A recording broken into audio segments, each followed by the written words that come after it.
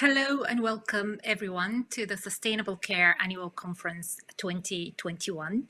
I'm Shereen Hussein, a Professor of Health and Social Care Policy at the London School of Hygiene and Tropical Medicine in the UK. And I'm delighted to be chairing session 1D, Aging Migrants in Place, which is part of theme 1 of the conference, Inequalities in Care, Global, Local and Transnational Dynamics in an Age of Migration. We have a fantastic 3 speakers with us, and I'm delighted to introduce our first speaker.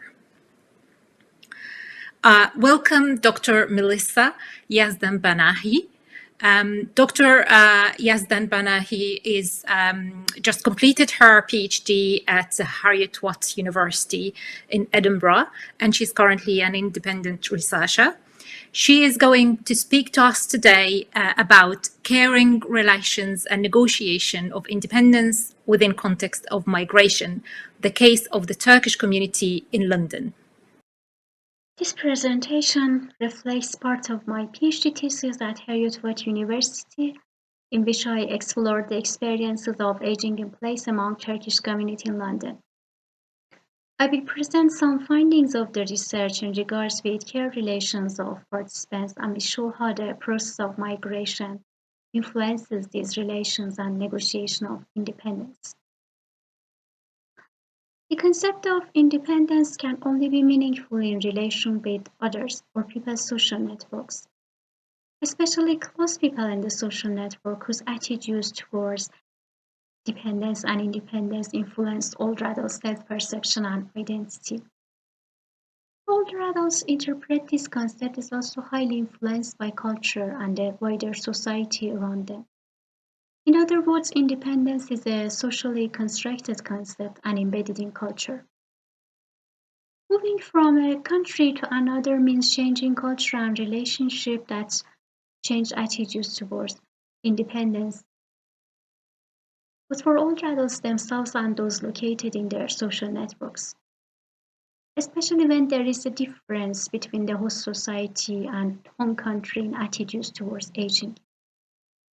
This makes it necessary to understand older migrants' experiences and their care preferences.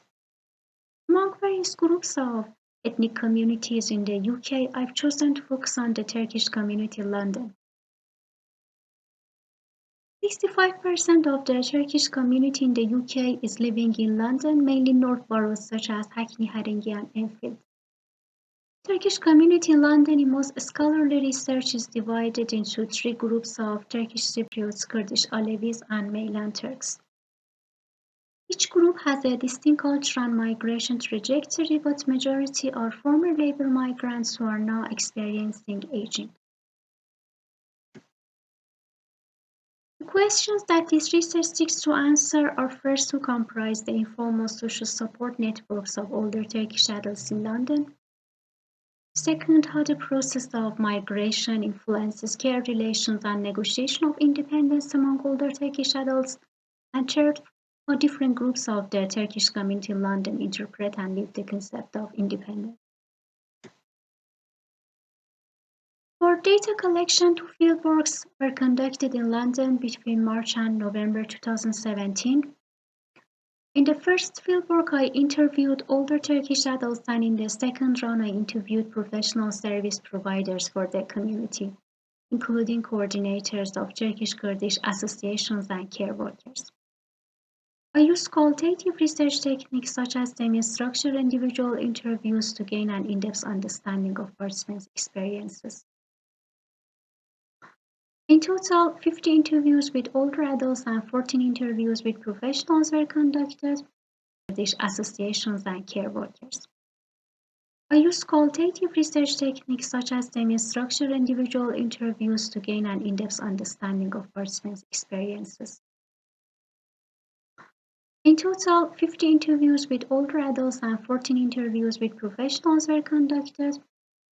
Participants' age range varied from 50 to 85 years old, and a number of female participants was higher than male participants, since majority of interviewees were recruited from Turkish Kurdish associations, which are more popular with female members of the community.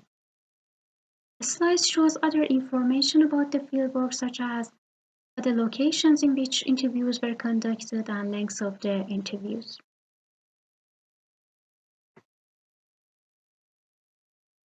Based on the information provided by participants, this diagram roughly shows the structure of older Turkish adults network in London. Their social network is primarily comprised of family members, spouse, children, and grandchildren, followed by relatives, neighbors, and friends. This hierarchy is based on levels of closeness and importance of the relationship. The first two layers were geographically more dispersed than the last two ones. In majority of cases, part of relatives, and in few cases, children were living in Turkey and Cyprus. But this pattern can't be applied to everybody's social network. Structure of participants' social network and priority of these relations were dependent on many factors such as their socioeconomic status, marital status, reason for migration, and so on. A large group of older Turkish adults in London have come to the UK following their relatives from the same town. This is called chain migration process in the literature. These migrants were more likely to live in close geographical proximity of their relatives in London and are usually concentrated in North London. Patterns of social networks and interactions were different among younger older adults and more educated participants. Educated participants, or those who had migrated to the UK for educational purposes in the past, were more likely to live in areas outside of the concentration of the Turkish community and had weaker relationship with other Turkish people. In terms of potential for informal care, intergenerational support from children and grandchildren, especially after loss of a spouse, was an important source of support for the majority of interviewees. For most of them, children and grandchildren was the main reason keeping them in the UK, despite their desire to age in Turkey and Cyprus. Relatives had very important role in early days of migration, helping with accommodation and adaptation to the life in the UK.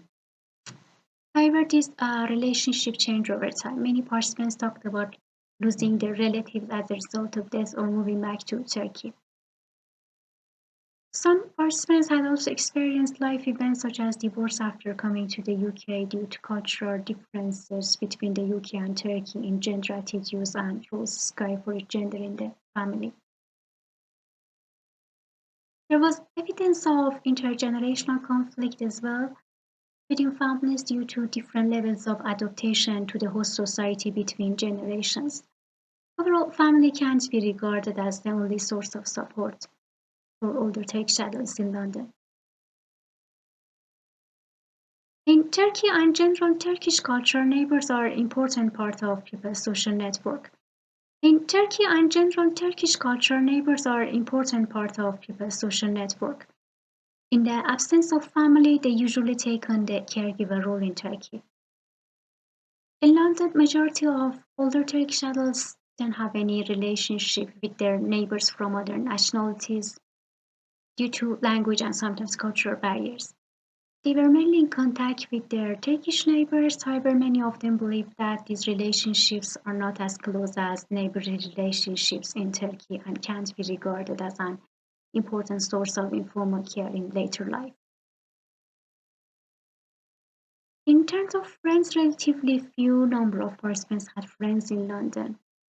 Male participants were more likely than female participants to have a network reliant on friends. Having friends in one's network was also related to adaptation level to the host society and length of residence in the UK. Turkish Cypriots were more likely than Kurdish older adults to have a network reliant on friends. These relationships were often superficial and couldn't be relied on in times of hardship, according to participants. I've designed this diagram to show Cypriots were more likely than Kurdish older adults to have a network reliant on friends. These relationships were often superficial and couldn't be relied on in times of hardship, according to participants. I've designed this diagram to show the impact of migration in the care relations of participants. Traditional Anatolian culture is based on Islamic filial piety. In this cultural context, children and in-laws, usually female ones such as daughter and daughter-in-laws, were expected to provide care to their aging parents. Intergenerational living arrangements were common in Turkish culture, and rather than independence, interdependency was the norm. After introduction of modernization and urbanization to Turkey, these values changed among Turkish people, especially in big cities and metropolitan areas. Filial piety started to fade and extended families were converted to nuclear ones. However, in terms of care provision for the elderly, still state and formal care sector has a peripheral role, and adult children are the main caregivers to their aging parents, even in urban areas of Turkey.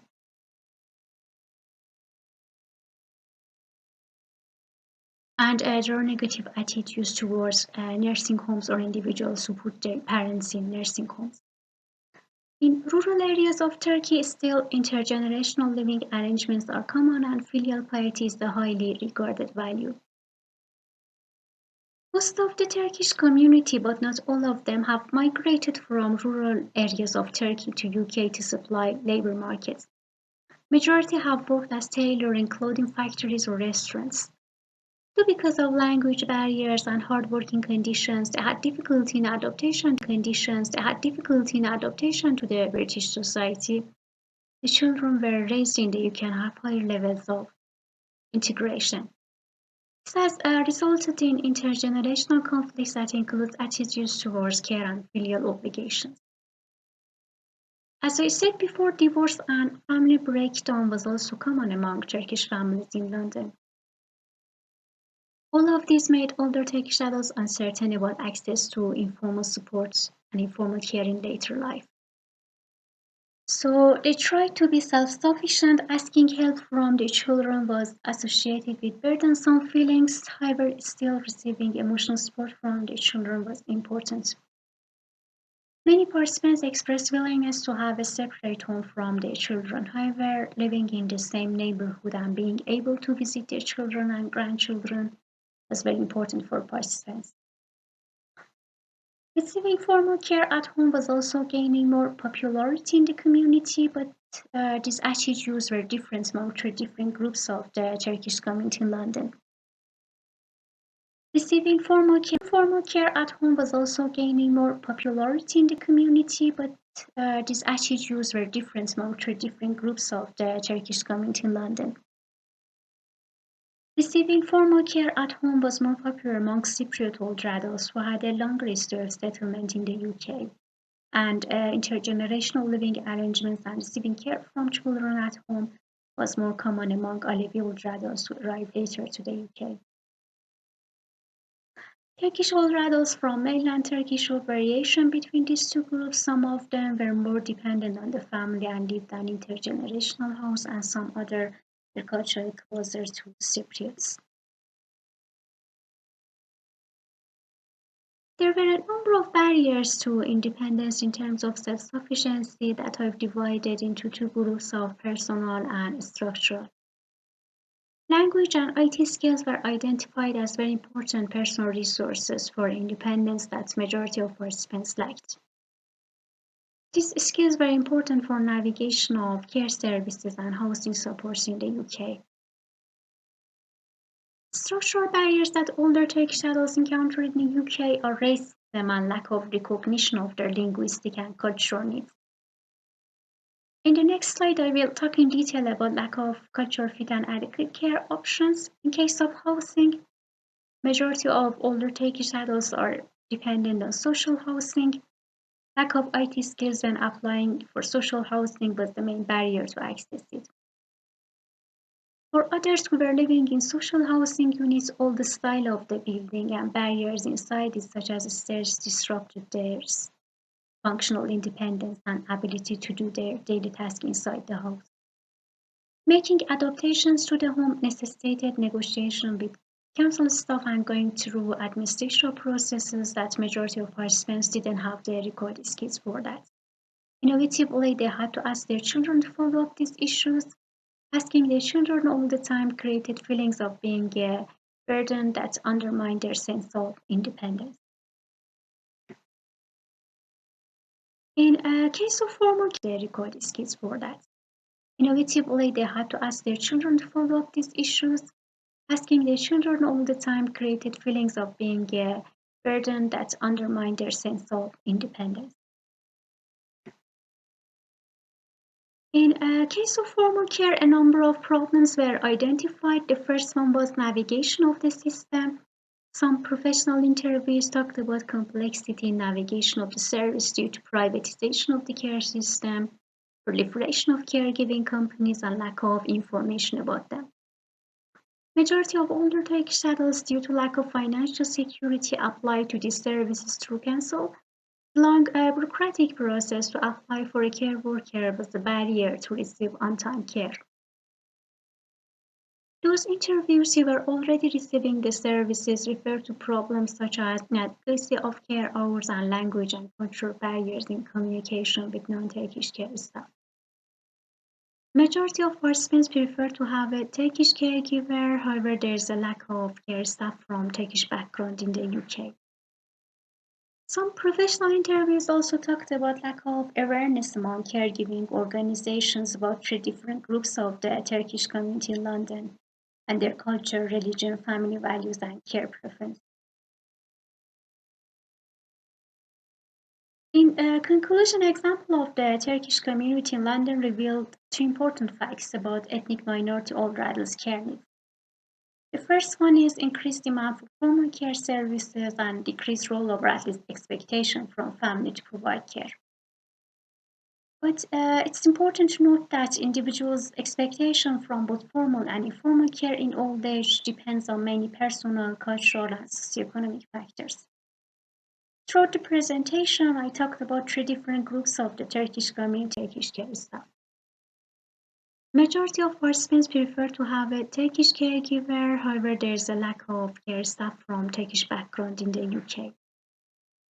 Some professional interviews also talked about lack of awareness among caregiving organizations about three different groups of the Turkish community in London and their culture, religion, family values, and care preference.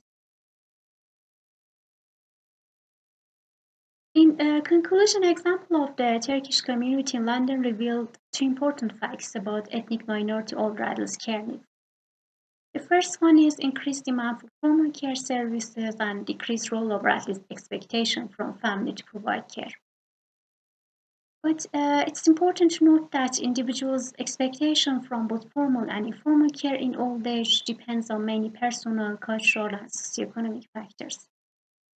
Throughout the presentation, I talked about three different groups of the Turkish community in London and how factors such as time of arrival to the UK and adaptation level to the British society influence individuals' care needs.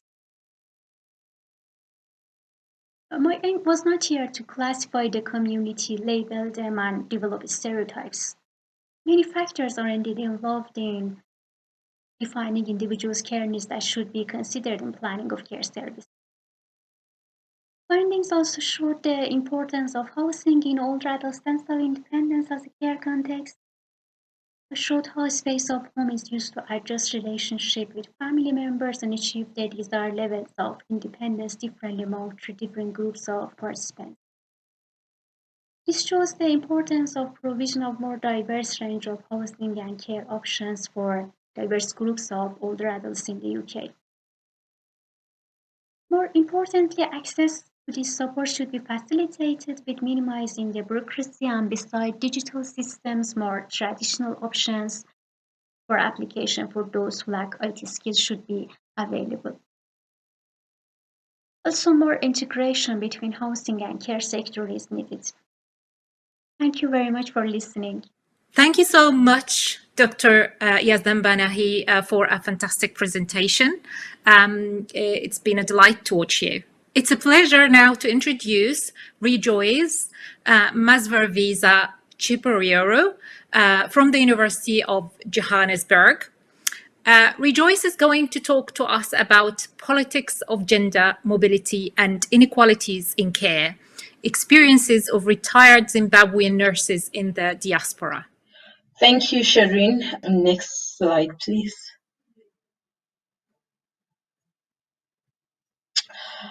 Just to give a background of my research, global economic recessions have resulted in the movement of labor from the push. There have been lots of push factors from sending countries, for example, Zimbabwe, and also pulling factors in the receiving countries, for example, in the United Kingdom. And within this global movements, the nurses, for example, like as my topic covers, have migrated because of push factors such as economic recessions. Though it was global, it was mostly felt in the low-income countries, such as Zimbabwe, like I've mentioned, and the pull factors into the United Kingdom, and mostly for the people coming from Zimbabwe. The most easily available jobs were in the care sector. And this meant that even those who were qualified from high school and were ready to launch into their career within around the 2000s were recruited to go into the UK, and they were given chances to train as nurses. So this was lucrative for the young people that could not get jobs in their own countries, such as Zimbabwe, because of the global recession and the impact that it had. And also at that time, Zimbabwe had its own internal issues around the new land reforms and a lot of other economic challenges that were happening at the same time, which pushed most of these young people to look for greener pastures. And the UK was a ready market that had better job opportunities, better life prospects. And so this created an imbalance in favor of the North, where most of the young labor was migrating to, leaving a vacuum from the global South, or the low-income countries, like I mentioned earlier. So this created an imbalance in favor of the North, and we lost, because of the brain drain, we lost a lot of our young people, as well as a lot of people that were trained and had skills in care. So that also created tensions in the receiving countries, for example, which I'll go into detail as we proceed with the paper, most of it being racial tensions in the North, and also gendered conflicts in both, specifically in the sending countries, because some of the push factors involved women mostly leaving because of the gendered nature of care work. Most women being nurses, the majority of the nurses that were already trained were female, and they left. And most of the times, the initial journey to the UK meant that this female was mostly a mother and a wife, would leave the families and the children behind to go and look for work. And so that created also social and gender tensions from the sending countries. Next slide, please. So now looking at the problem, apart from the initial tensions in the receiving and the sending countries, which I just mentioned, the main problem now is that 2 decades later, we're looking at 2020, 2021, there is an increasing number of those nurses that came who are now retiring or have already reached their retirement age. So this poses new challenges to the care sector in both, again, the sending and the receiving countries. So, for example, now you've got most of these nurses are retiring or nearing retirement, and they are not able to give the care services that attracted them to the UK. They are now part of the dependent group, which require care. And because they are not native to the UK, most of them still have left their families behind. They have their own challenges in accessing care when they need it most. So the research or the paper argues that these aging or aged migrant bodies constitute key sites of struggle and inequality that shape migrant trajectories across space and time.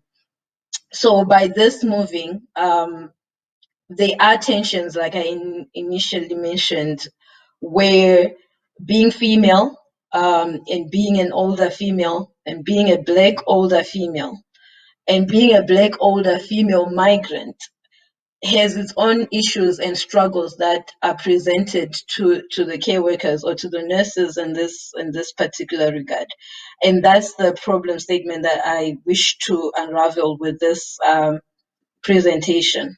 So it also shows that international care work, migration, and exertion of state control over functions of life and processes of migration impacts on these elderly or retired, semi-retired nurses, in that they have to navigate both spaces, the sending countries and the receiving countries. They still have to negotiate and transcend both countries, and they are, like I'm mentioning here, the different states have their own migration policies, they have their own labor issues, and there are cultural issues within all these state issues, and these have an impact on aging and on elderly Black retired nurses, as I will continue to expand on. Can I have the next slide, please?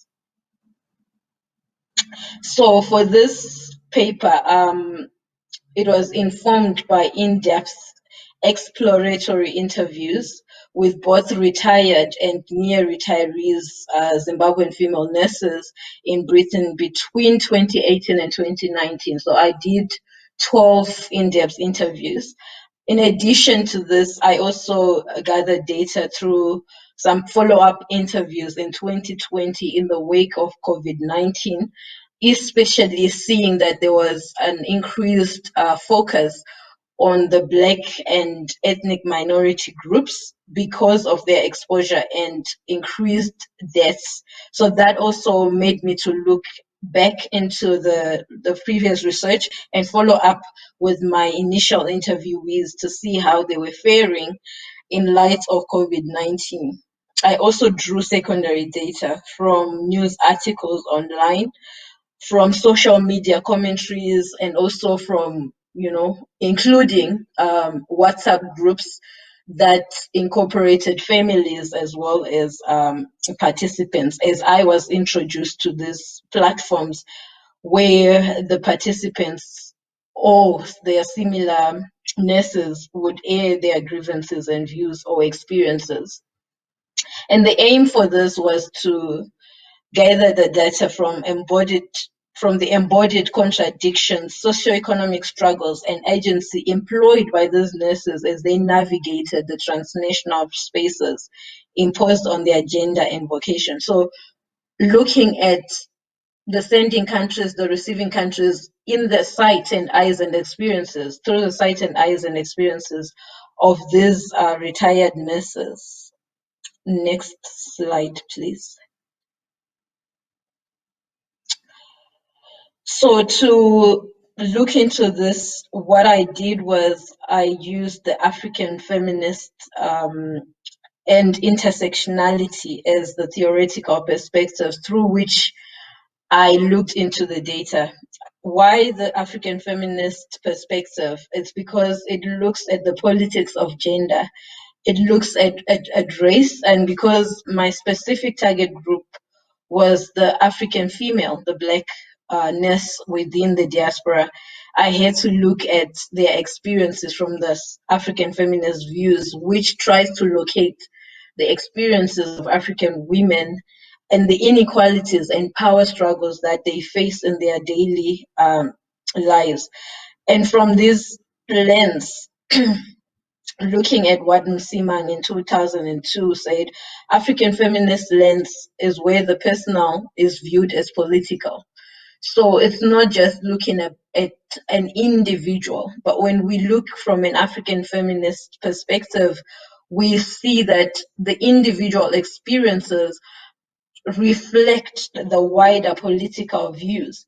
And so, for example, as I was looking into this issue of Black nurses navigating both spaces, we see how what they experienced personally in their individualized journeys reflected the policies from the sending countries as well as within the receiving countries. And these policies differed from the migration policies. How were they received? How were their papers processed? How was their settling in? And also the issue, because I'm looking mostly at those who are retiring or semi-retiring, because now from my understanding from the interview is some had to, the retirement age was pushed to 67, which means that they were not able to retire when they wanted to retire. So even though they are in the elderly age group, which is above 60, some of them could not retire because they had not yet reached the 67. So those are issues that impact on them personally, but they reflect the political decisions that decide when and control when and where and how you move, when and how you also get access to employment across the different countries, and also when and where you can retire. So within, though they make their own personal decisions, but the decisions that they make are also politically challenged, or they are politically shaped due to the different policies, like I mentioned, the immigration policies, the employment policies, the retirement policies, and also social issues, which are also political in terms of their acceptance into the receiving countries, or the resistances or the discriminations that they faced. And then I'm looking at the style of governance as well, like I've mentioned earlier on, looking at how this political power at both the ascending countries and receiving countries affects the human life.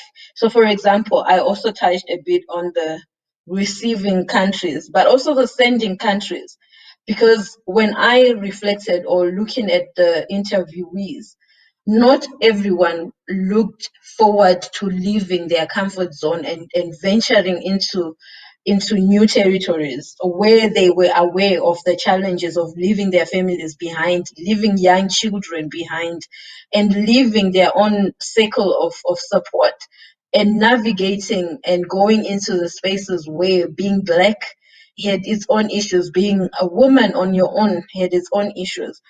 But because of the politics and the economics and the discomfort of remaining in the country where things were being difficult, daily living was difficult, they had to leave. So even though they made this personal decision within the broader space of things, it was not mostly a personal decision, but there were push factors that impacted them and forced them out of their own families into going away to look for survival and to look for employment, to look after their children and families. So that's why this African feminist perspective looks at the powers and the imbalances and issues that force people to make certain decisions because of external issues that are not only internal to them.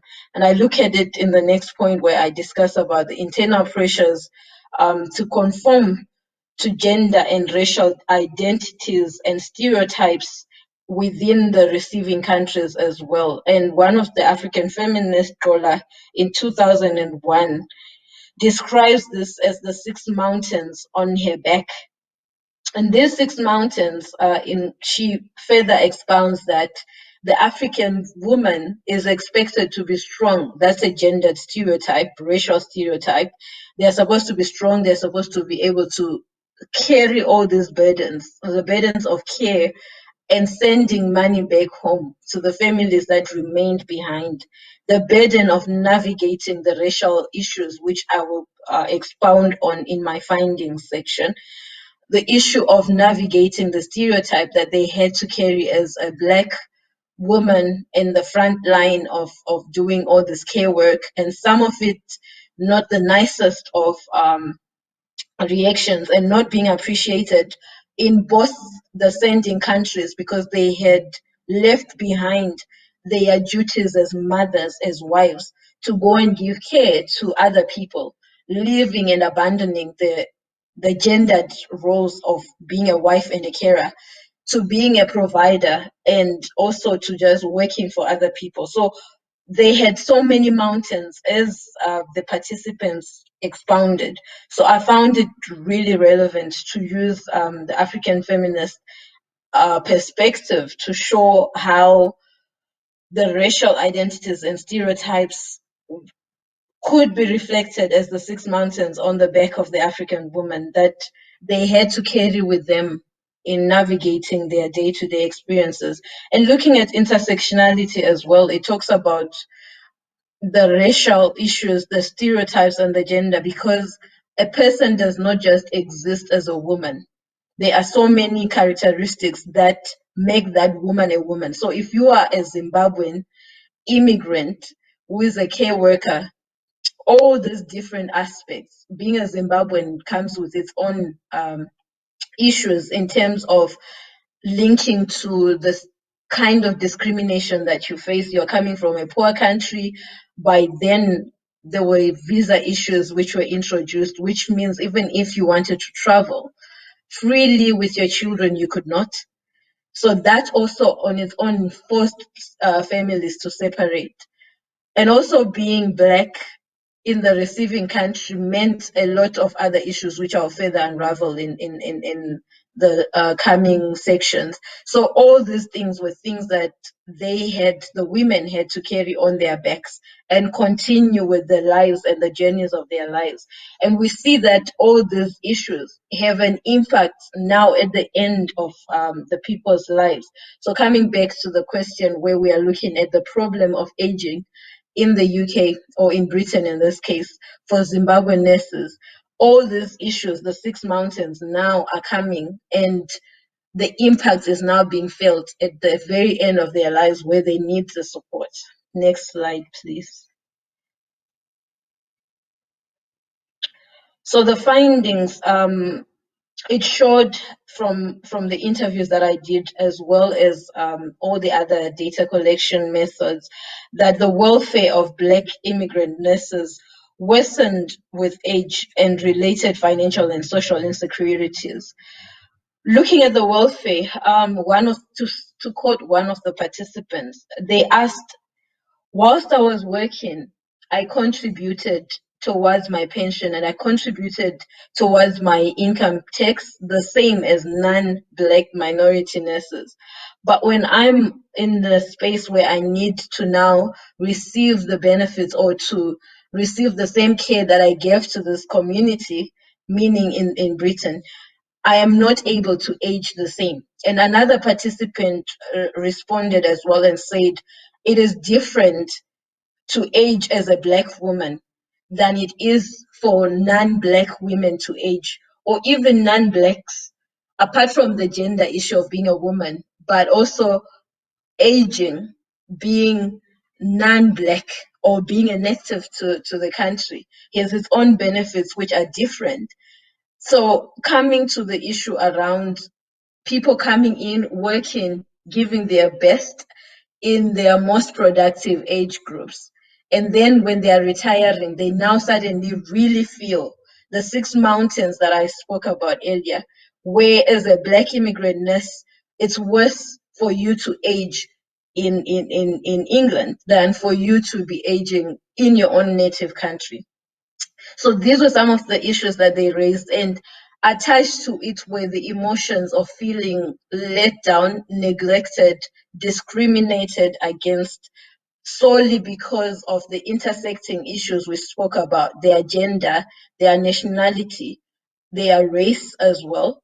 And these were issues that had financial bearings. For example, despite them being at that level or age where they were supposed to retire and they were not physically able to continue working, they could not because they did not contribute towards pension, but they did. But looking at an African woman who's an immigrant, they have societies that they are coming from, and those societies put in that extra burden of care on their financial resources, meaning that as much as they could in their own selves be able to retire, they are not able to retire because there's still so much that requires their financial support in their sending countries. And also social insecurities, where they are aging and they are in the UK, where they've spent most of their times, right? And they have been torn away from their families. So when they now need to be cared for, they are in this place where some of them who went on their own and could not bring in their families to join them, they now find themselves socially isolated. And with it coming the social insecurities of being alone, with no one, not being able to go out and working, but now being stuck in this place where there is no social fulfillment. And that has its own psychological issues as well. And then moving to the next point was the invisibilities of aging Black immigrant workers, which adds to their vulnerabilities. And we see that there's a picture that I've shown of Prince Philip coming out of the hospital, and there's a Black nurse that is there. From the media, I took that from the media. And from that Sky News, it showed that she was a Zimbabwean nurse. But when they look about it, she's almost invisible, though you can see her in the picture. But in reality, she is made to feel invisible. And this comes to the discriminations that we spoke about in the workplace, where most of them were complaining that sometimes, even though you are able to work the same way as other races, but when it comes to a Blackness, you are not acknowledged for the work that you are doing. And sometimes you are actually insulted for being in a place where you are not wanted. You are wanted for the dirty work that you can do or the dirty job that you can do, and being in the front line. But in terms of recognition, your other colleagues would get recognitions in terms of promotions, which, as some of the participants mentioned, if you are Black, chances of you being promoted, as much as you'd work so hard, were quite minimal. And also talking about the insecurities that they faced is that when they now wanted, and now moving to the COVID exposures of the inequalities, some complained that they were asked to come back, and they needed to come back because they needed money. Remember the financial insecurities I mentioned earlier. And for them, they saw this as an opportunity to gain extra income to supplement their pensions. And by going back, initially, the COVID-19 showed how protective equipment was not sufficient. And because 20% of the frontline workers, most of them came from the Black and ethnic minority groups, which constitute a large number considering that they're already in the minority. And most of them in the news, we could hear there were actually debates on, is it their skin color that exposes them to catching the virus and dying from it, or is it other issues? And I know that there is currently a commission that has been commissioned, a research that has been commissioned, and a committee that has been commissioned to look into why the Black and minority ethnic groups were most affected and what were the effects of COVID-19 on this group. But prior to that, it shows that what COVID-19 did was to make visible the invisible Black immigrant workers, because prior to this, all these structural inequalities were in place. But because COVID came out and it received international attention, suddenly the invisible people were now brought to the fore. For example, the photo that I just showed earlier on, where there's a Black nurse, she is now being visible in the cameras, not because she would have been outside of who she was accompanying and who she was serving. So the issues of who is more important and who requires or whose issues are made visible to the public eye, was exposed by the COVID-19 issues, where now most of the deaths in the early phases were experienced within the Black community and within the Black immigrant workers. So it was a paradox in that the once invisible group was now more visible because of the inequalities and because of the unequal percentages of deaths that were higher within these minority groups. So this also added to the anxieties, the social insecurities that I spoke about earlier as well, in that most of these women, some of them had their children at home, and we know of stories where, because they were exposed to the front line with limited protective equipment initially, they then took all the virus to their families, and some had their families perish. So you'd find a father, a mother, the children, the whole family, because this was highly contagious, or it still is highly contagious. And most of them lost their lives, which they need not to have lost. So another finding is also that there is an inability for these nurses to retire comfortably, which leads to continued work beyond the retirement age or beyond the age that they feel they want to retire or to reduce. And this worsens their physical ailments and emotional trauma. And remember, I alluded to earlier that they mentioned how the official retirement age has been lifted to 67. But because most of them worked double shifts, triple shifts, to make up for the financial issues that were happening in the sending countries. So they had to work extra time, and because they worked extra shifts to make up for the care responsibilities that they had back home, they ended up with physical ailments, arthritis, heart problems. And I remember seeing in the press, in a week, about 2 nurses that were reportedly that had collapsed, both of them Zimbabwean, because I was then following up on the welfare of Zimbabwean nurses in England or in the UK. And 2 of them, I saw an article with 2 that fell and died whilst they were at work because of exhaustion. And when I followed up with my participants, as I said, that I did follow up interviews, they highlighted that this was becoming common, where most people were either collapsing at work because they were tired and they were being pushed at the front of this war against COVID, if I can call it that. And so there were staff shortages. And when they tried to express to mostly non-Black managers, they were not allowed the same grace to go and rest and recuperate. They were actually told there's staff shortages, so you have to come to work. So most of them were forced to go to work, even if they were not feeling well. And that also contributed to health issues, social insecurities, and financial, because eventually some could not continue with the jobs that they were taking at a part-time level because they fell sick, and that cut off the hours of them that they were supposed to be working and getting income. So it also goes back to the financial, social insecurities, and health and physical ailments now, which makes retirement impossible or nearly impossible for the majority of them, despite their physical ailment. Or, like they earlier mentioned, it makes it uncomfortable for them to retire when they want to. And again, one of the findings speaks to the pressure to support families in poorly governed economies.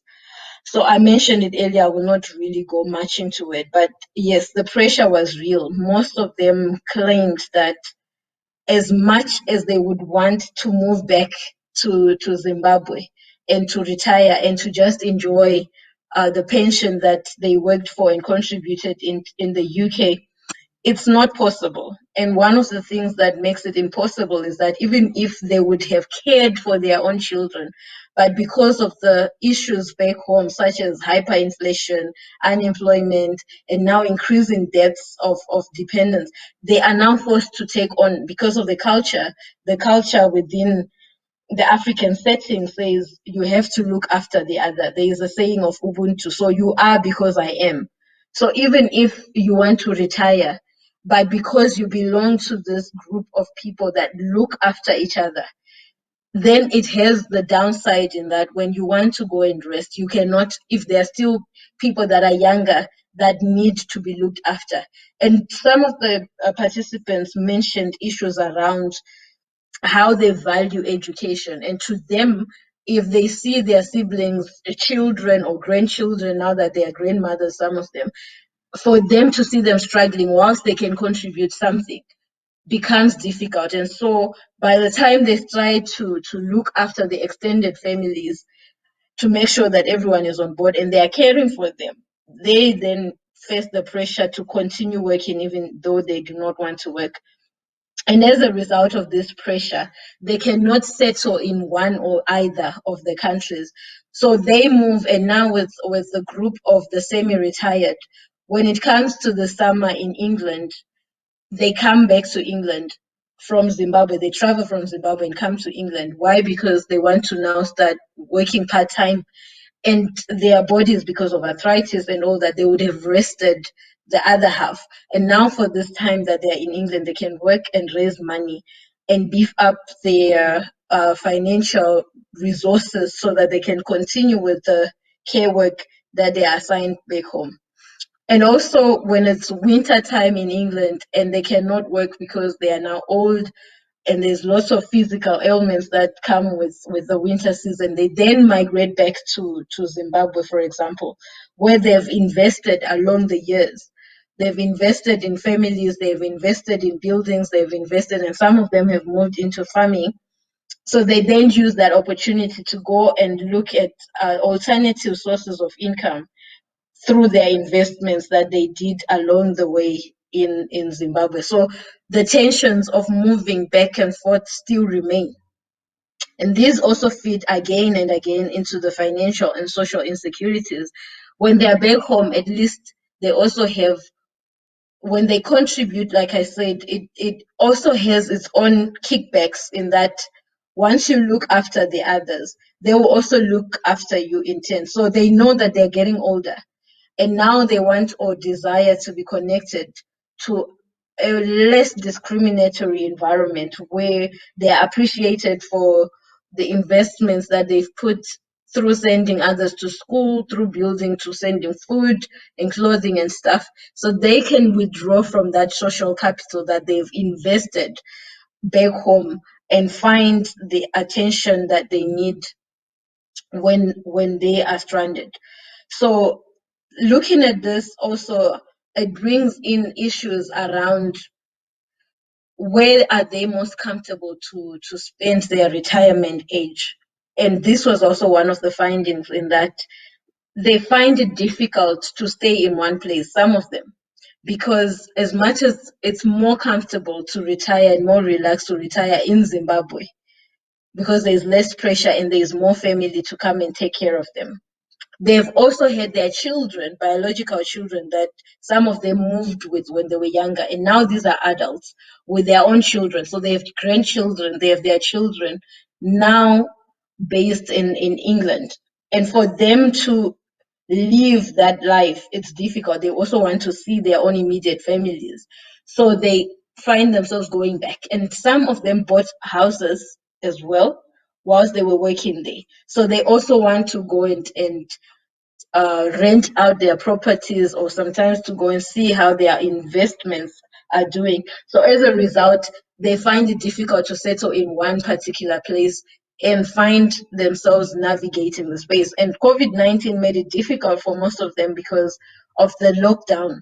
So some were stuck in one place whilst they wanted to move and navigate to go to the other. They could not do that. But now coming back to the issue of the theoretical framework that I alluded to earlier, the African feminist, despite the challenges, from an African feminist perspective, we look at the power struggles, but also we look at women not just as a disempowered and or a group that has no power, For it takes a very strong woman as well to be able to carry all the 6 mountains on their back. As much as it's a stereotype, there's also some resilience within that stereotype, in that the women have managed to look for ways to navigate the difficulties, to make the mountains bearable that they have to carry. So when they carry it, it seems seamless, but there's a lot of work that has come in. And I will look at some of the ways that the African women, the Black womenesses, have been resilient in the faces of daunting challenges. For example, the taking of seasonal work, like I've mentioned, some say we take it because it gives us, it relieves us from the boredom of staying at home and just wasting away. So as much as it might not be applicable to those who are physically weaker, there are others who prefer to keep themselves busy. And what some of them have actually done is that even when they're in Zimbabwe, they have gone back to volunteer in hospital settings to help and to bring the knowledge that they've garnered in Europe, or in Britain in this case, to bring it back home on how to improve the nursing care facilities, and to train also the younger ones that are there on improving their working conditions. And some have moved into the non-governmental organizations, especially those who went into specialties. For example, some came and specialized in mental health. Some came and specialized in cancer, for example, or in midwifery. So when they go back to Zimbabwe, because the government has challenges, there is a lot of non-governmental organization coming in to work with communities to assist and bridge the gap that the government has left. So most of these women now find relevance, even if they have retired, they still contribute to the sending country, in this case Zimbabwe, with their different skills. So that also shows that they are not just a helpless, old and useless group, but they are still relevant as well in imparting skills and in contributing back home. And also to support those who have remained, I spoke to a number that were part of a group that they formed of Zimbabwean nurses, which is a 3,000 plus member group. And in this group, for example, they come together when they're in England because of some of the discriminations that they faced and some of the challenges. They formed this support group to share information on if you need legal assistance in terms of deportations, if you have some children that need to be deported, or you're facing legal challenges at work, what do you do? So these support groups helped. And because part of the findings, we spoke about discrimination, some shared how if at work you would raise issues around discrimination, people would just tell you, no, we have signed papers on non-discrimination. We do not discriminate, even though the discrimination is there and it's subtle. So being part of this support group gave some women a place to voice their frustration and to receive support and encouragement from some of their people, and also advice on how to navigate the challenging workspaces. And in the event of one of the members passing on or dying in England, this 3,000 member plus group mobilize funds to help repatriate the body, despite that there's insurances that can help. But they also do that and also send some of their members to, as we do culturally, to accompany the body or the repatriated nurse, the body back to Zimbabwe, and to meet with the families, especially if they had no family members in England with them. And that also helped in the acceptance of the demise of their relatives for those who are back home, and also some of the cultural aspects, which I will not really go into in detail. So as I mentioned earlier, also part of the resilience involved diversifying into farming, for example, in Zimbabwe, and investing in rental properties for income in post-retirement. So that also gave them a cushion in addition to the pensions that they would receive they also made sure that they continue to invest both in England and in Zimbabwe in terms of properties. Mostly that was the most source of income, as well as farming back in Zimbabwe. So yeah, can I have the next slide, please? Okay, so in terms of recommendations, the major recommendation that came out was that if only the policymakers would take time to listen, and not only to listen to the Black and minority nurses in this regard, but also to implement the findings that come from these minority groups to make sure that they also have better quality in later life after all the contributions that they've done. And also this includes policy recommendations. For example, some suggested that for domiciliary care work, they have, which is available to those who are now unable to continue working. Some of these care workers come in and spend 15 minutes, and if you have serious health issues, it's difficult for you to have that complete care within that short space of time.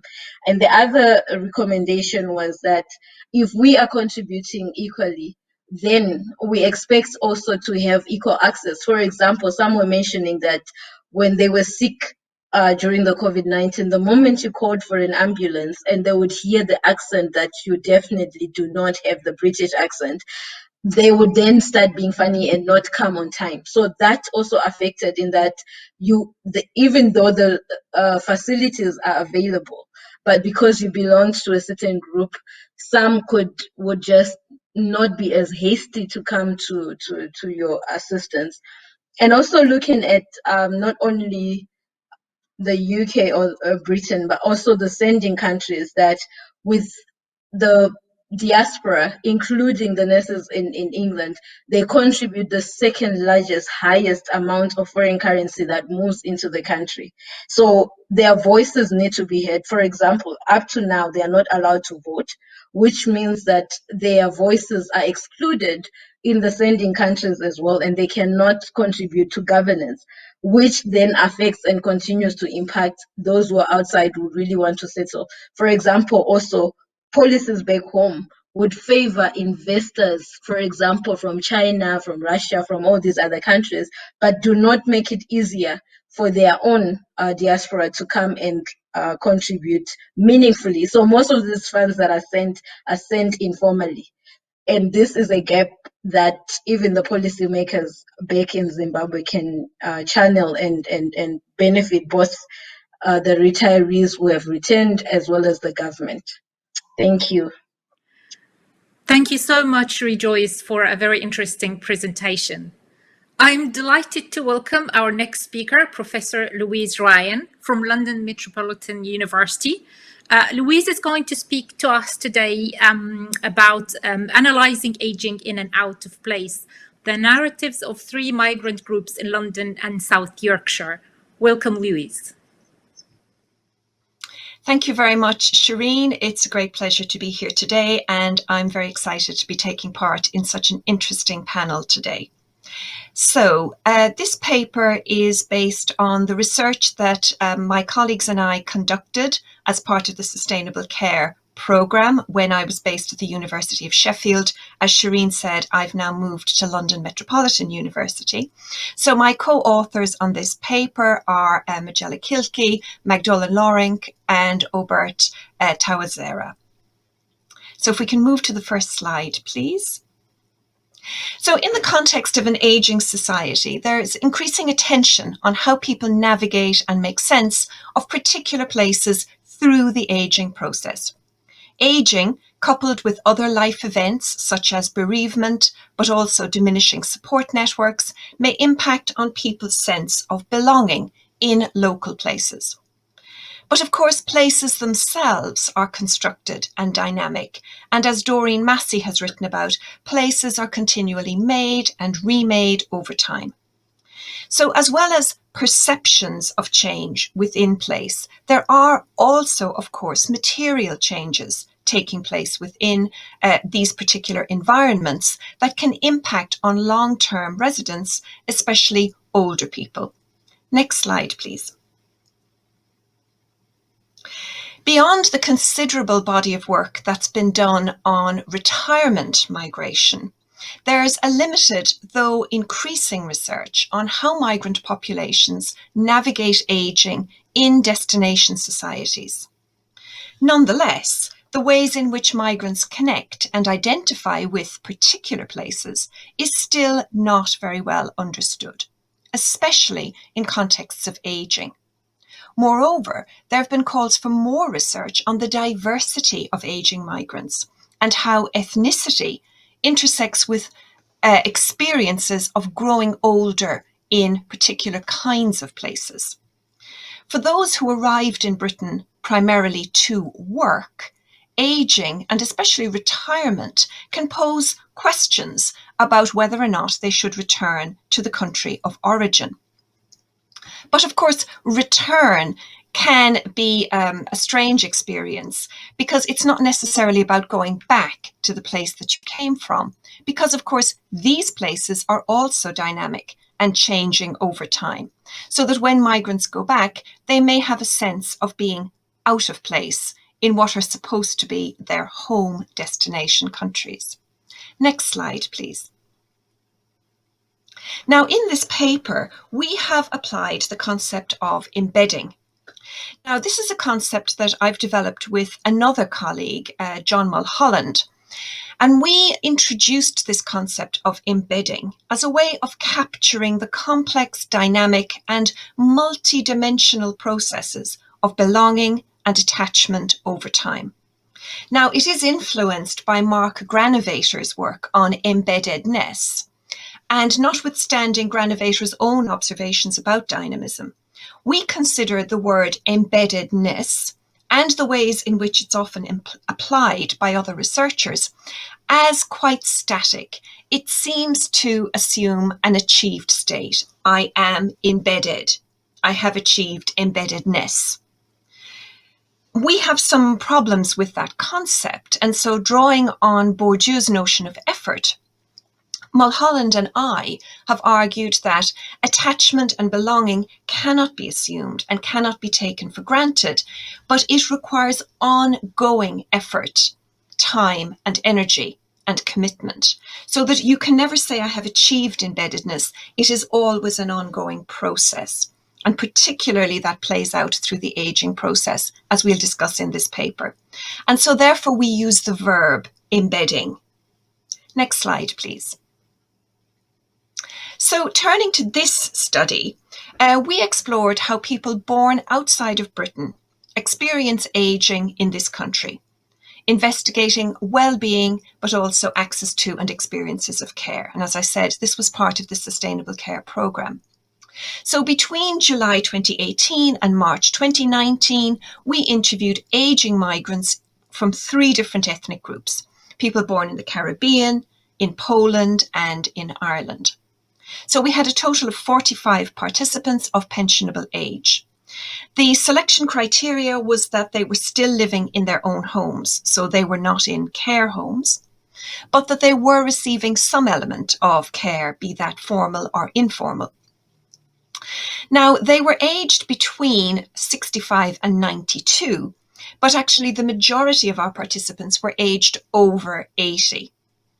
And so in that sense, we think this is quite a novel contribution to migration research, where it is more unusual to include participants who are aged over 80. Most of the participants were recruited with the help of NGOs, specifically those working with migrant communities.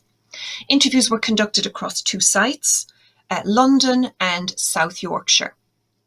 In addition to that, we also undertook a second round of walking interviews that were conducted with 9 of the participants in the summer of 2019. So we were lucky in that we managed to complete all of our fieldwork before the pandemic and the associated lockdowns. Next slide, please. So all of our participants arrived in Britain between the 40s and 50s. Some came a little bit later, but they certainly arrived in the period immediately after World War II, and they played a key role in rebuilding the country after the devastation of war. Several participants emphasised the sacrifices and the contribution that they had made to Britain over the decades. Many recalled the hostility racism and discrimination that they had experienced in this country. Participants from the Caribbean and Ireland in particular recounted incidents of discrimination, especially in relation to housing and employment. Many of these participants described seeing those infamous signs, "No Blacks" and "No Irish," especially on the windows of boarding houses, for example. In the 50s and 60s, Henry from Jamaica recalled, "You remember, no Irish, no dogs, no blacks."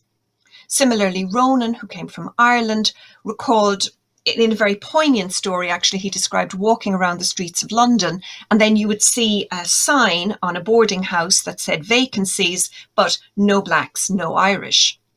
And he said that was really shocking. It was terrible, hurtful. That's not to suggest that our Polish participants were excluded from some similar kinds of hostility. Josef, who had arrived from Poland as a refugee immediately after the Second World War, recounted that we were openly called bloody foreigners. Next slide, please. So this is how the participants described their initial experiences when they arrived in Britain as young people in that period immediately after the Second World War. However, of course, when we were interviewing them just a couple of years ago, they had already lived in Britain for decades. Some of our participants had lived in Britain for 50 or 60 years. And of course, over that time, they had developed a certain level of embedding, a sense of attachment and belonging in their particular neighbourhoods. So, for example, Gabriel, who was 86 and lived in Sheffield, said, "Yes, Sheffield is important. I came from Jamaica straight to Sheffield. I grew up in Sheffield when I was 23. And similarly, Miriam, who was a 79-year-old Irish widow, she'd lived in the same street in North London for decades.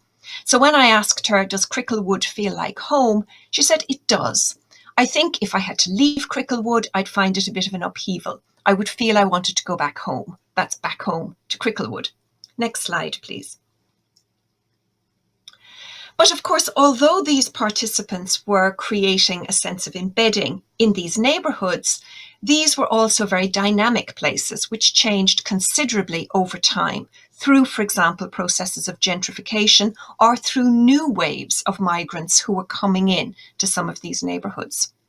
And so as our participants were now entering old age, and some of them in very old age, in their 80s and 90s, with diminished mobility and in some cases failing health, they needed to kind of continually negotiate their relationships with the places where they lived, so that even familiar places can become unfamiliar.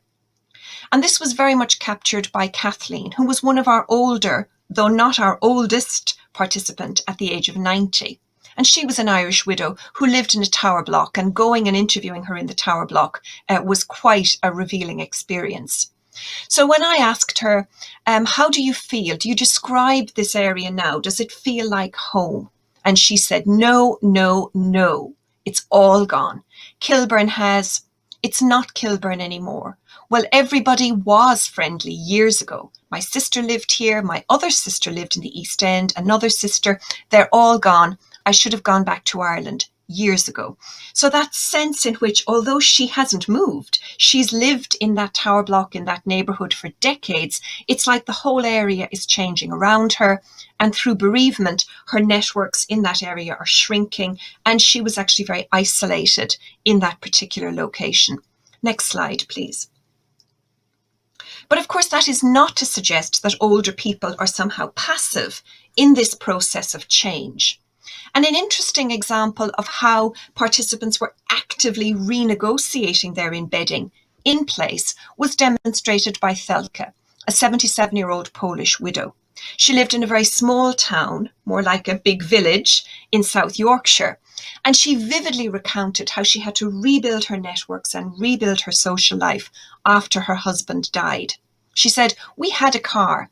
I couldn't drive the car. I gave the car to my daughter.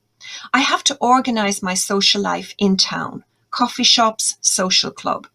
I go to the coffee shop, stay about a couple of hours, and then look around the charity shops to kill time. And then when I come home, I say, right, I've been somewhere, I've done something, I'm all right then. I have my bingo Wednesday and Saturday. That's my social life. I was never bothered about bingo, only after my husband died. One of my friends, she was a bingo fan, and she introduced me, and now it's my lifesaver. I look forward to Wednesday and Saturday. And I think this is a really powerful quote because it really emphasizes that sense of re-embedding and having to continually make the effort of embedding in place. Again, she didn't move. She was in this small town, village in Yorkshire. Her husband died. She had to completely rebuild her relationships in that place.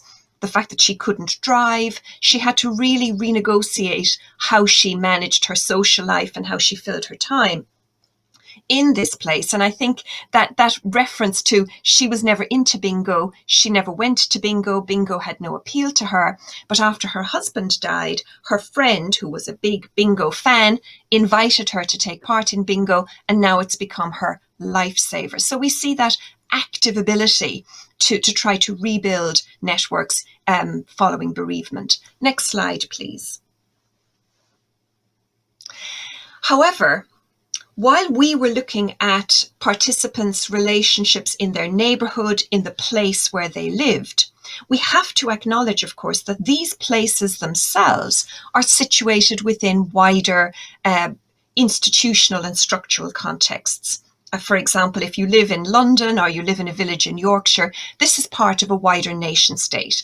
And so changes on the political level can also impact how our older participants engage with a sense of belonging in place. So 2 events were unfolding while we were collecting our data. One was Brexit and the other was the infamous Windrush scandal. So in relation to Brexit, participants expressed a range of views. Polish participants in particular were worried about the ways in which Brexit might impact on their access to care workers or on shortages in medication. One of our participants, Evelina, who was 89, said, "When I hear the word Brexit, I want to scream. What the hell? What a mess. Why did they start all that?" And several Polish participants raised the issue about changing immigration regimes following Brexit. For example, Agnieszka, who was 80 years old, had previously employed a Polish care worker to look after her mother. And Agnieszka had assumed that when she entered advanced old age and needed care, she too would be able to bring in a care worker from Poland. But now, of course, with Brexit, she was worried that would no longer happen. As we know, of course, in the context of Brexit, there's been a rise in anti-immigrant sentiment and xenophobic attacks, particularly on Polish migrants. One of our participants, Artur, who lived in a council estate in South Yorkshire, described a recent attack in which eggs had been thrown at his house in what he very much perceived as a xenophobic attack linked to Brexit. Next slide, please.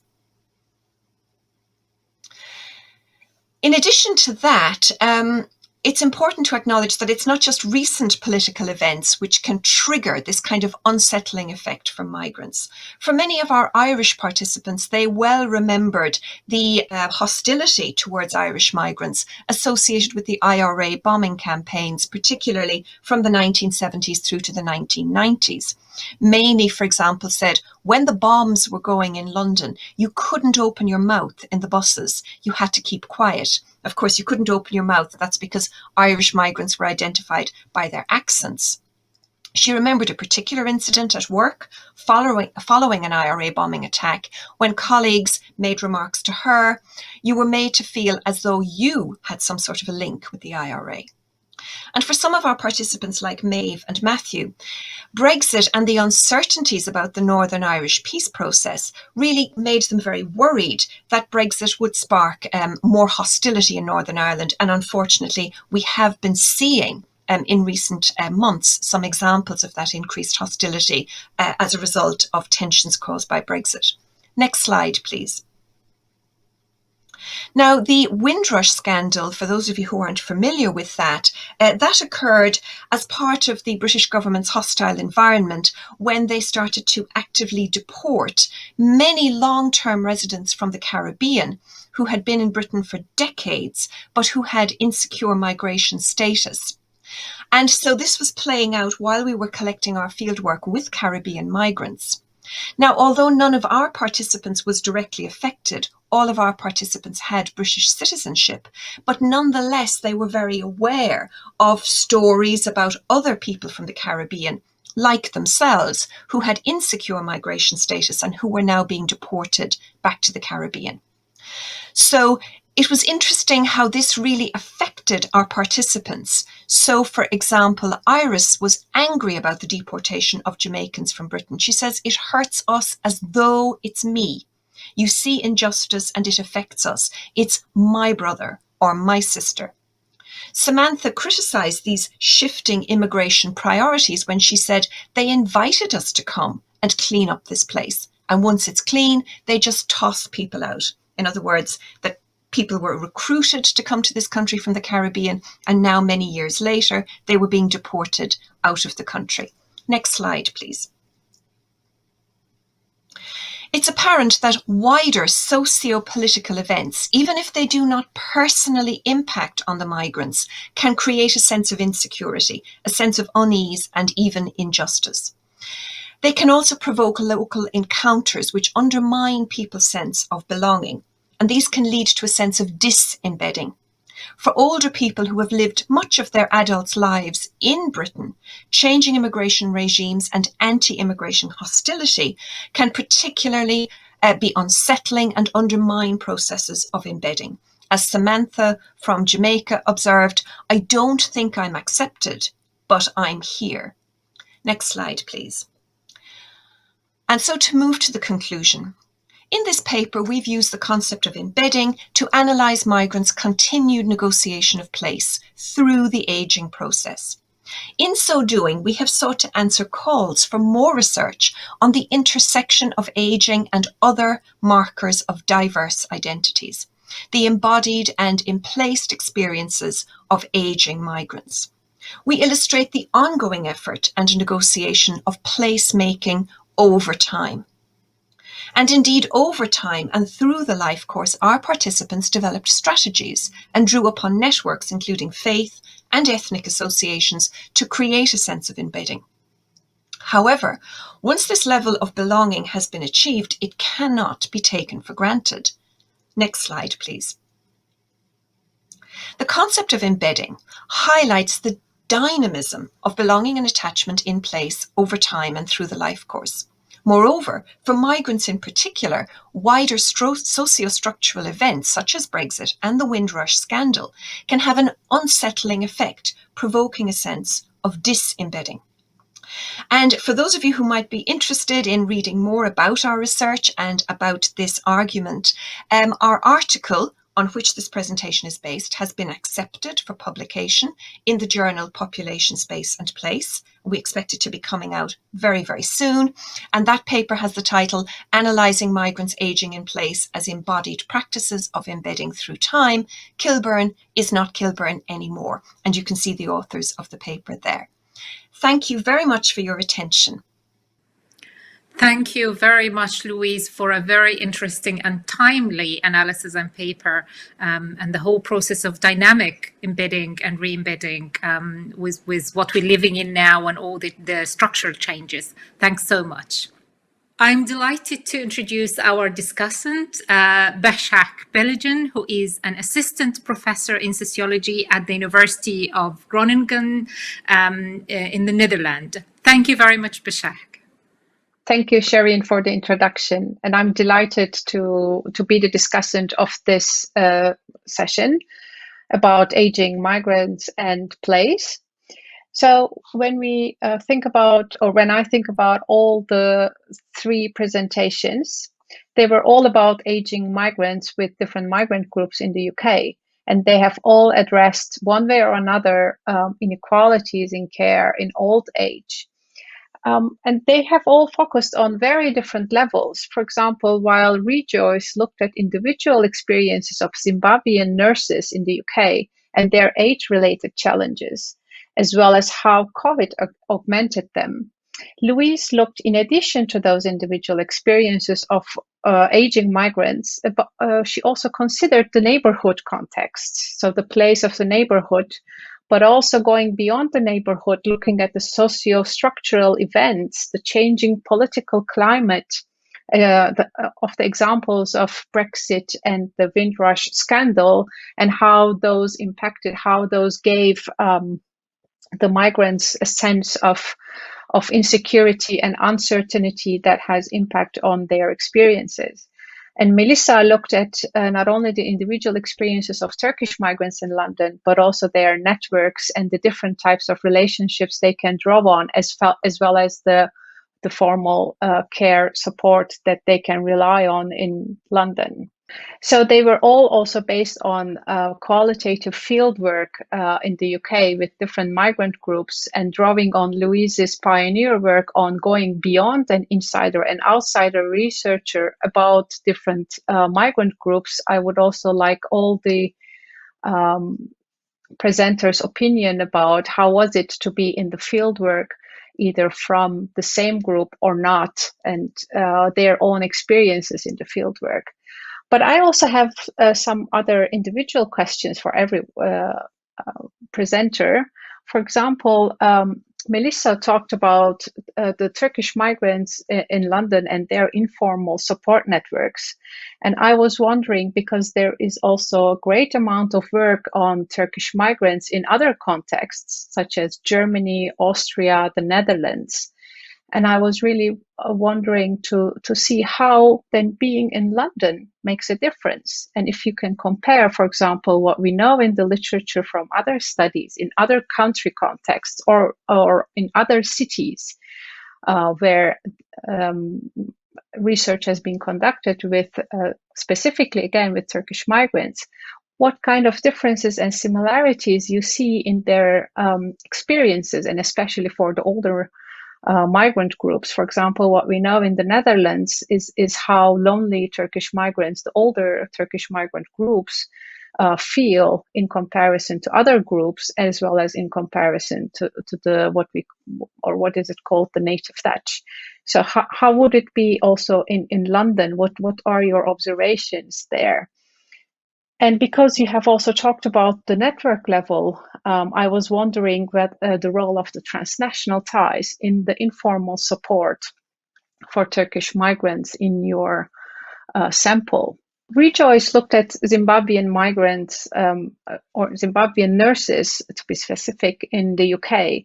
And in the end of the presentation, you have touched upon the idea that domestic policies in Zimbabwe can be introduced to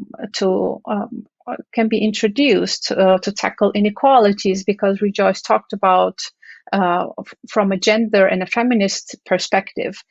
I would like to give you the floor to elaborate more on what kind of policies, the domestic policies you have in mind, and can they also be national policies as well, and how such policies can be also coordinated with the already existing ones.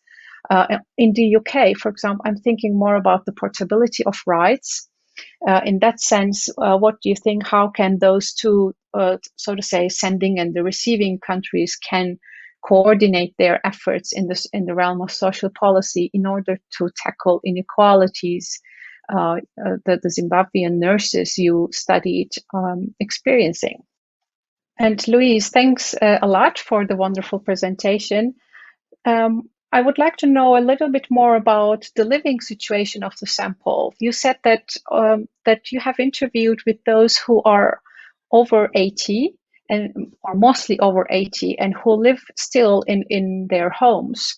And I wonder about whether they live alone with their children or where the children are. So I would like to know a little bit about the living situation of the migrants you have studied, and whether and how you think that the living situation might have also affected their perceptions and experiences of care in relation also to place.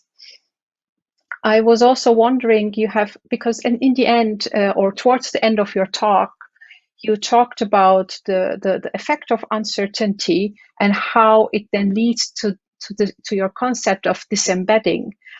I was also thinking, then what is the relation, or whether there's a relation between the concept of disembedding and the well-being, the general well-being and loneliness. Can we draw some lines between those two concepts of disembedding and loneliness? And if yes, how can we really really study loneliness or the effects of uncertainty on loneliness? Thank you. Thank you very, very much, Basak, for very interesting discussion and questions. I only have a couple of things. It just made me think, in the time we live in, and population aging everywhere and global mobility, and obviously we now have COVID, which restricted everything.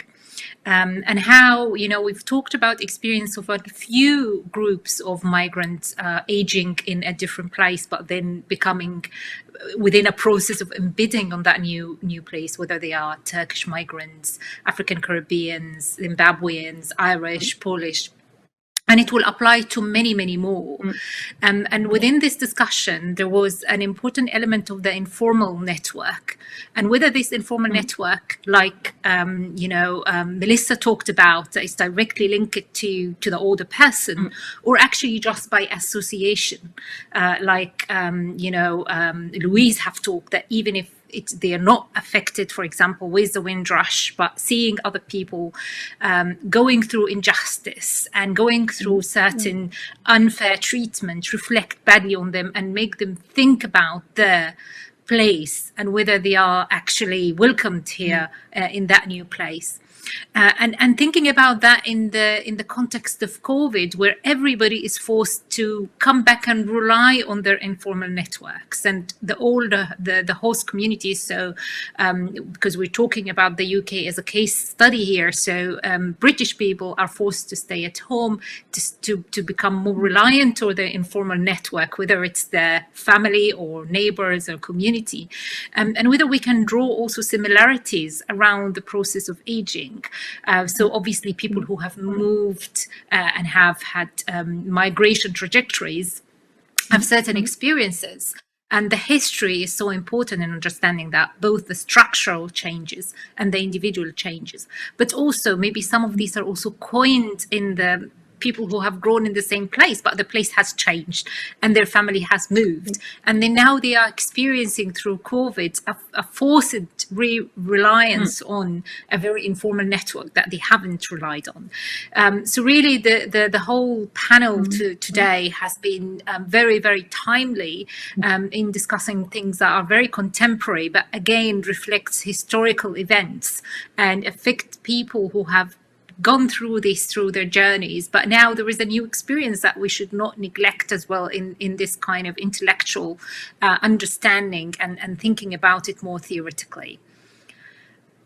I would like now to allow our presenters to respond to these some of these questions posed primarily by Basak, and maybe reflect on some of the discussions that we've had. Can I please start with Louise, if you can kindly respond to some of these questions? Louise, please. Thank you very much, Shereen, and thanks to Basak for those very thought-provoking questions, and also for doing such a nice job of linking the three papers together. So well done for that, Basak. So yes, I'd like to pick up on several of the points, particularly the ones you directed to me, but maybe also some of the observations that Shereen made as well. In terms of the kind of the ethical process, but also the reflexivity around the insider-outsider conducting research with different migrant groups. It was really interesting for me personally, because I had conducted a lot of research in the past with both Polish and Irish migrant groups. Those are two of the groups that I've probably done the most research in the past. But I had never conducted research with African Caribbean participants, so that was a new departure for me. And I was very conscious about the fact that as a white researcher, how would Black participants relate to me? Would they be comfortable to talk to me about racism? And of course, in our team, one member of our team is a Black African man, Obert. He's actually from Zimbabwe by coincidence. And it was interesting to see how perhaps participants might speak to him, and would they feel more comfortable about discussing racism, for example, to him as a black man than they might do to me or my colleagues who were all white women. But actually, I found that the participants were very forthcoming and people shared very graphic experiences of racism with me. And perhaps there's almost not quite an advantage, but there's something there about it's an opportunity for a participant to sit a white person down and tell that white person all about what it's like to be on the receiving end of racism and to explain that to me. And I felt that perhaps that was an opportunity for them to do so. And certainly they did feel comfortable, I think, to share those stories with me. So, but nonetheless, I was always very conscious of that sort of very slippery insider-outsider relationship. And it's interesting because many of them did say to me, well, you as an Irish person. So they also positioned me as an Irish person, and several of the African Caribbean participants very much spoke about the no blacks, no Irish, and they knew I was Irish and they made that connection. So I found that quite fascinating. Moving on very briefly to some of the other points you mentioned, Basak, you asked specifically about the living situation of our participants. Yes, they were all living in their own homes and their situations varied quite dramatically. So some of them lived completely alone. Some of them lived with their partner, husband or wife, and there were often sort of co-caring relationships going on between them. We had some men who were looking after wives with dementia. We had several women who were looking after husbands with a range of health complaints. But they did have family networks around them. And in fact, that was often a reason why they hadn't gone back to their country of origin, because their children, their grandchildren were living locally, but rarely living with them. Very, very few of our participants, there were a few, but they were in the minority, were living with adult children or grandchildren. But sometimes those adult children and grandchildren lived down the road or they lived in the next town. And what was interesting was the extent to which they were there in an emergency, or they were there at the weekend to take you shopping or to take you for hospital appointments. But during the day, you were on your own. And that was often where loneliness came into the story. So they had those support networks around them. But during the day, while their children or their grandchildren were at work or were busy with their lives, these were older people who were on their own. And so loneliness was a big factor. And so one of the big variables was mobility. So some of our participants, and this was not about age, this was entirely about health, because we had our oldest participant was 92, an Irishman. He was fit and healthy. He was out every day. He had a different group and activity that he went to every day. And then we had other people in their 60s who had much more complex health issues and reduced mobility. And for them, it was very difficult to get out and about. So the relationship between age, health and mobility is complex.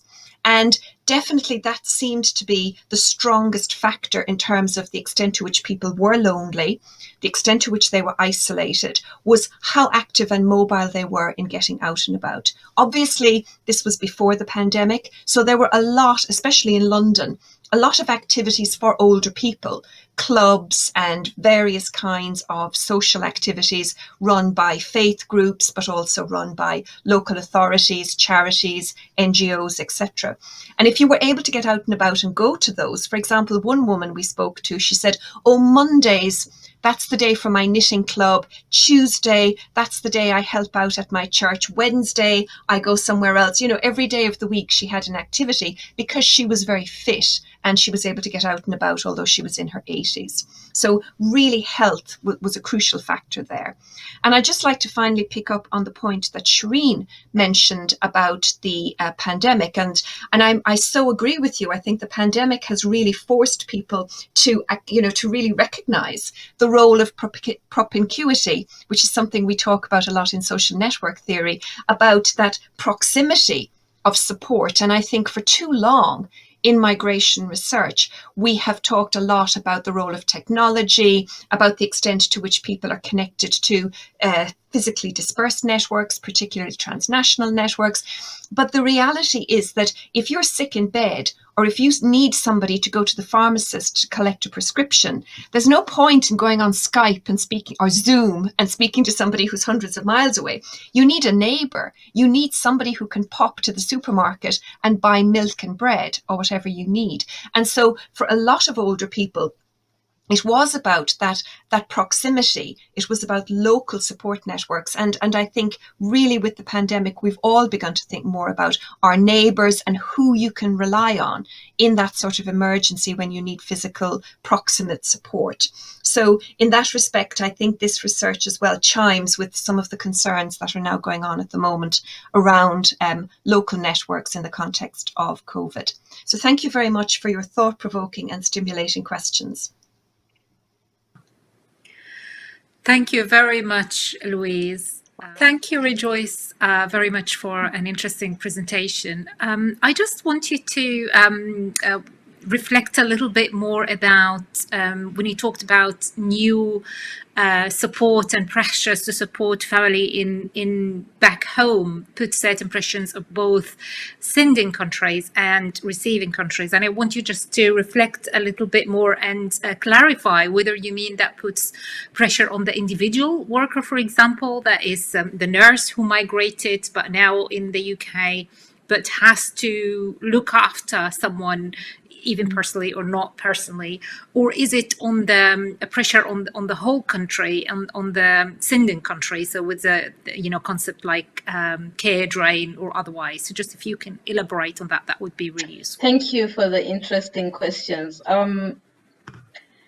Yes, I do agree that there are some policy issues that can be looked into in Zimbabwe as well as in England, for example. So part of the policies that I was thinking of is investments, because the pressure that the nurses face in terms of continued work is that even though they are investing back home, it's mostly via informal ways. And some really mentioned that in trying to build, because they are away from home when they are working and sending money home, they've been swindled.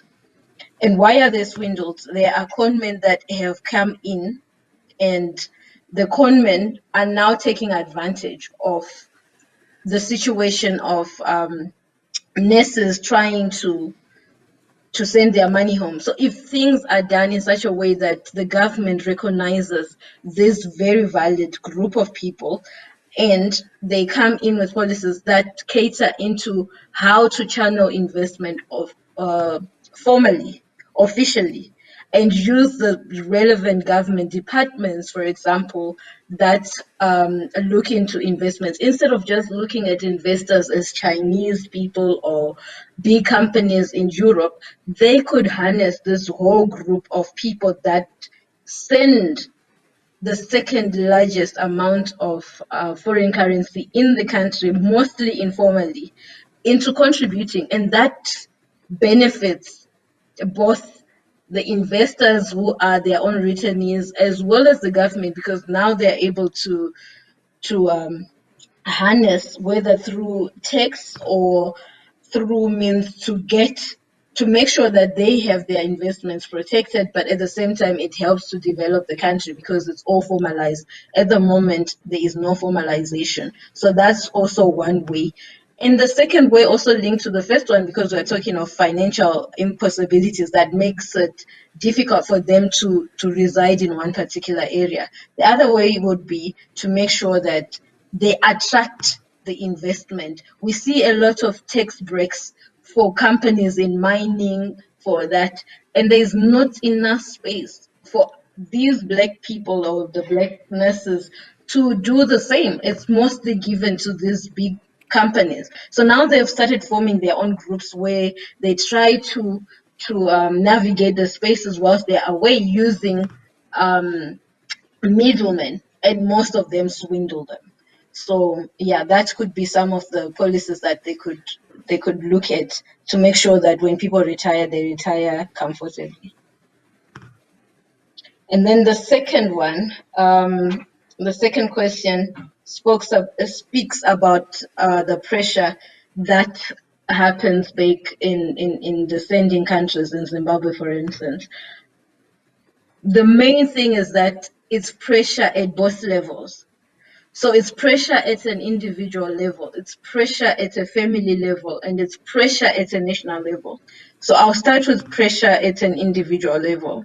At an individual level, when people move and migrate, depending on their circumstances, some have left their husbands behind, their children behind, and with this separation, a lot of divorces have happened and a lot of stress with children that have become delinquent at school have happened. So women have not been able to fully engage in their other roles apart from being laborers. For example, being adequate mothers, being there as wives. They've lost their marriages, they've lost their children to drugs. Some have started doing drugs because the mothers, instead of giving the love and their presence, they compensate through gifts and money and all that. And in the end, the unguided youths become, they don't have the parental guidance, and as a result that puts emotional pressure. It also puts financial pressure, because if your child, for example, in worst cases where they've turned into drugs, you now have to look into rehabilitation.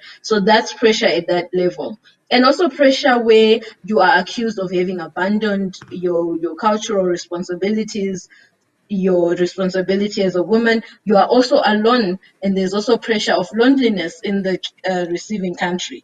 And that's why some then tend to these social groups that gives them company. So there is internal pressure as well as external pressure coming from the community, like I said, cultural expectations, gender stereotypes, that come onto these women. And then finally, the country, of course, definitely there is a lot of shortage in terms of skilled laborers, because most of the skilled and top skilled doctors, nurses, they all left. Physicians, physiotherapists, the whole broad spectrum of different skilled laborers left en masse.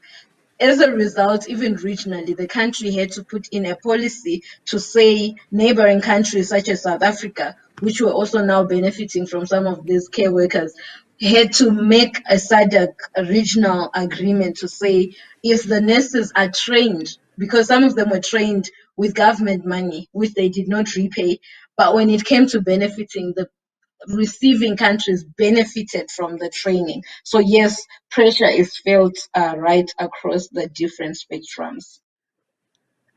Melisa, thank you so much for a very thoughtful presentation.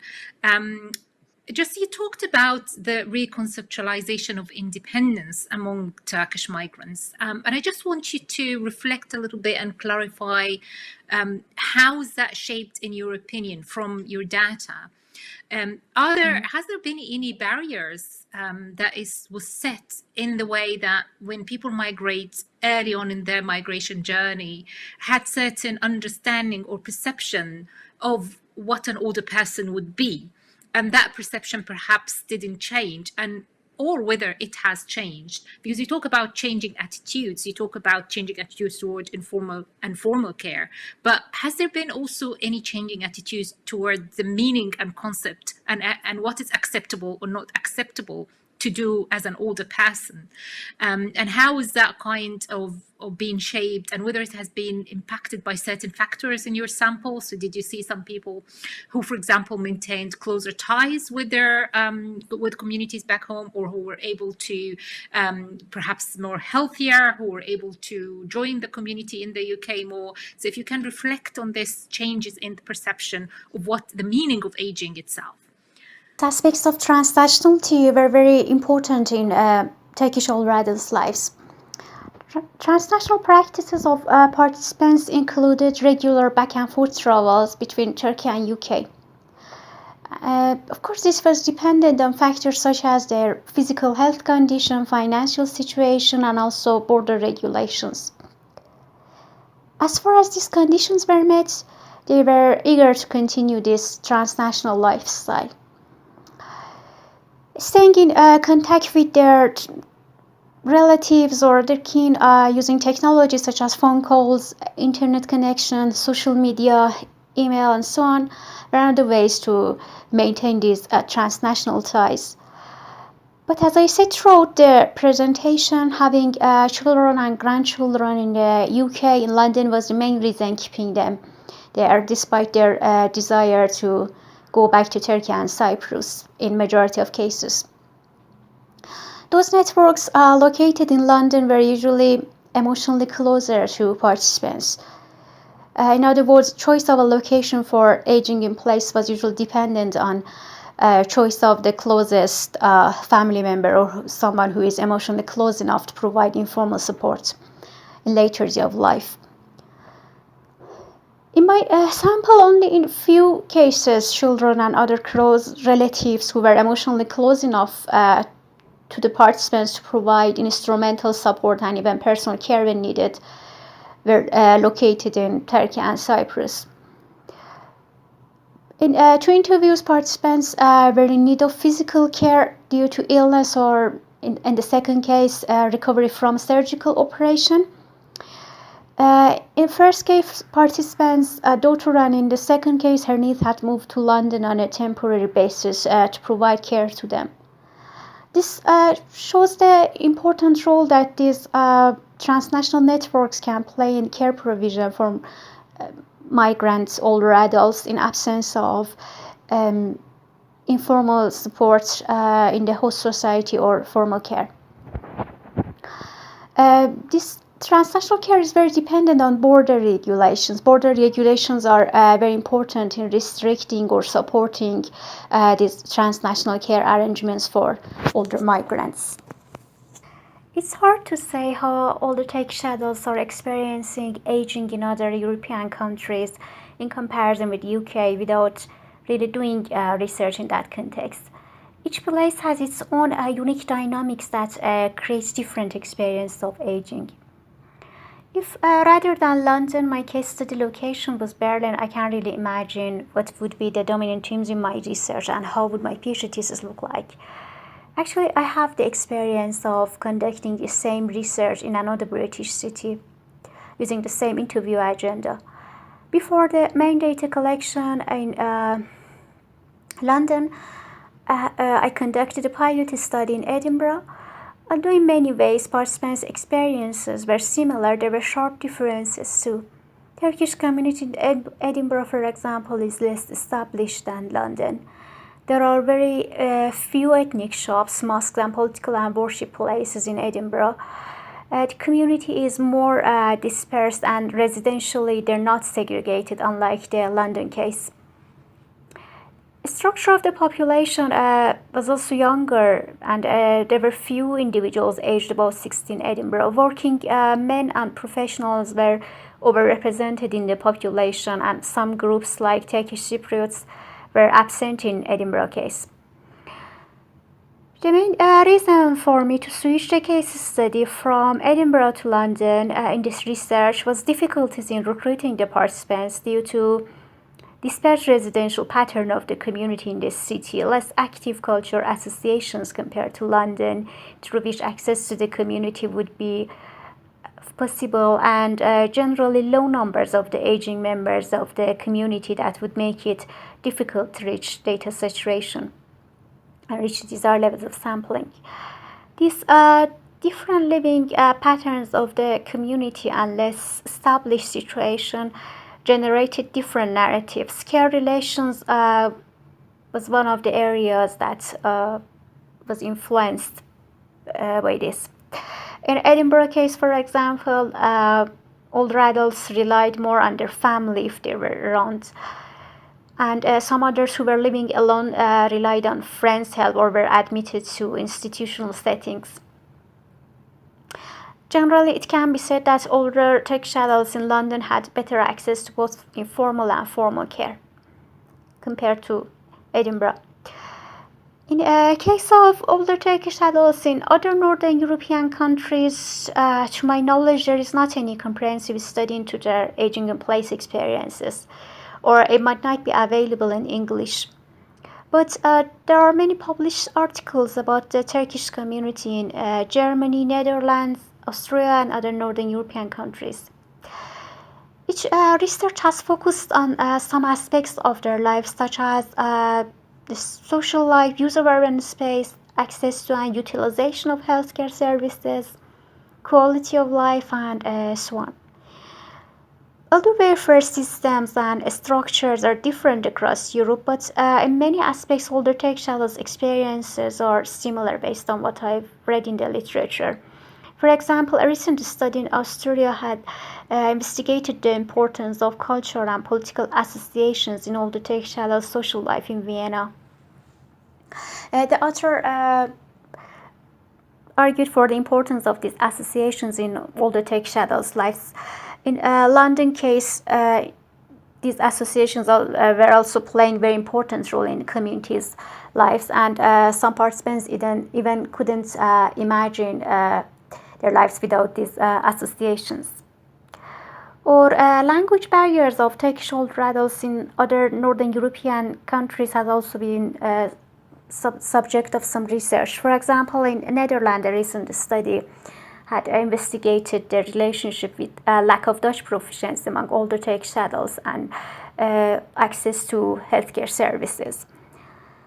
In my research as well, language barriers was the dominant theme. Lack of English language skills was the dominant theme in my research that had influenced all dimensions of their life, and especially their access to healthcare services and communication with healthcare staff.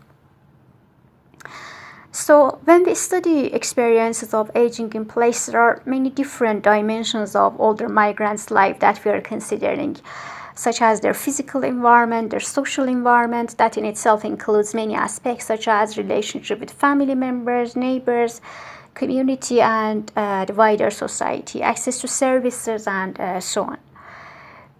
Each of these dimensions are influenced by macro and micro structures that are unique to each place and are embedded in each place.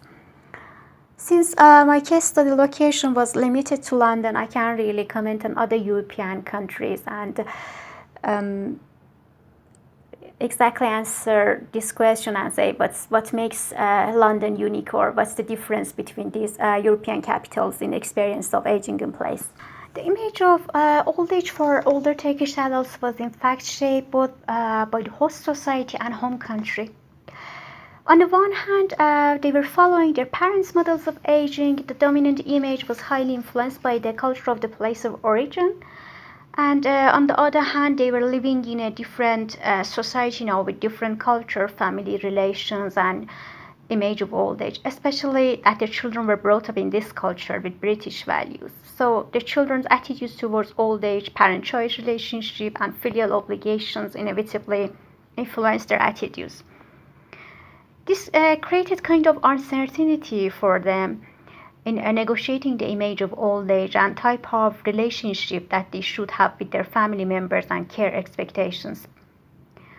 On the one hand, based on traditional Turkish culture and what they had observed in their ancestors, they associated old age with period of rest, withdrawal from previous responsibilities, being respected and supported by children. And on the other hand, they had to adjust this image to the dominant models of aging in the British society that endorsed active aging, being independent and self-sufficient, not asking help from their children, and so on.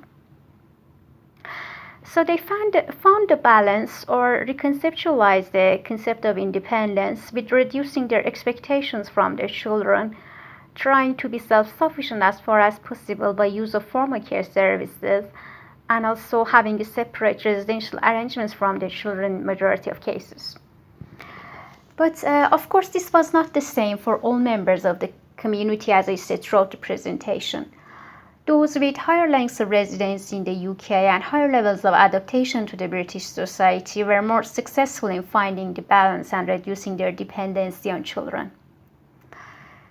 Besides length of residency, this was also related to other factors such as the culture of their place of origin. Those who had migrated from metropolitan areas of Turkey, for example, were more successful in reducing their dependency level on their family members, children, and other people in the social network.